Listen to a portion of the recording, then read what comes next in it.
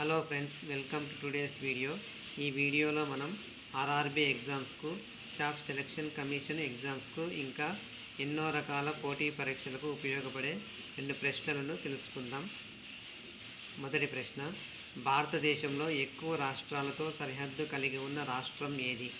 దీనికి సమాధానం ఉత్తరప్రదేశ్. ఈ ఉత్తరప్రదేశ్ రాష్ట్రానికి 8 రాష్ట్రాలు మరియు ఒక కేంద్రపాలిత ప్రాంతంతో సరిహద్దు కలిగి ఉంది. మొత్తం 9 సరిహద్దు రాష్ట్రాలు. అవి ఏవేవి అంటే ఉత్తరాఖండ్, హిమాచల్ ప్రదేశ్, హర్యానా, కేంద్రపాలిత ప్రాంతమైన ఢిల్లీ, రాజస్థాన్, మధ్యప్రదేశ్, ఛత్తీస్గఢ్, జార్ఖండ్ మరియు బీహార్. భారతదేశంలో అత్యధిక జనాభా కలిగిన రాష్ట్రాలలో ఉత్తరప్రదేశ్ మొదటి స్థానంలో ఉంది. ఉత్తరప్రదేశ్ రాజధాని నగరం లక్నో.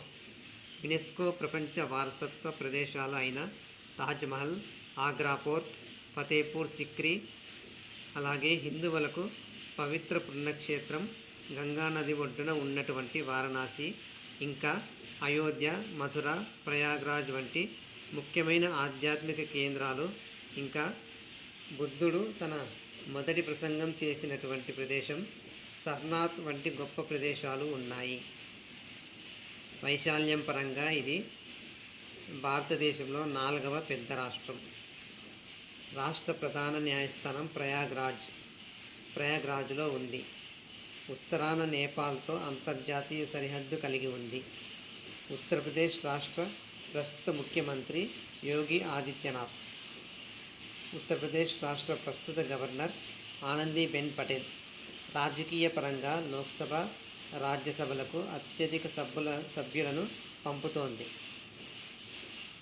ఉత్తరప్రదేశ్ రాష్ట్రానికి ప్రస్తుత లోక్సభ సభ్యుల సంఖ్య 80, అలాగే రాజ్యసభ సభ్యుల సంఖ్య 31. అలాగే మరొక ప్రశ్న, భారతదేశంలో అతి తక్కువ రాష్ట్రాలతో సరిహద్దు కలిగి ఉన్న రాష్ట్రాలు ఏవి? దీనికి సమాధానం మేఘాలయ మరియు సిక్కిం. మేఘాలయ రాష్ట్రం అస్సాం రాష్ట్రంతో మాత్రమే సరిహద్దు పంచుకుంటుంది. అలాగే సిక్కిం రాష్ట్రం పశ్చిమ బెంగాల్ రాష్ట్రంతో మాత్రమే సరిహద్దు పంచుకుంటుంది.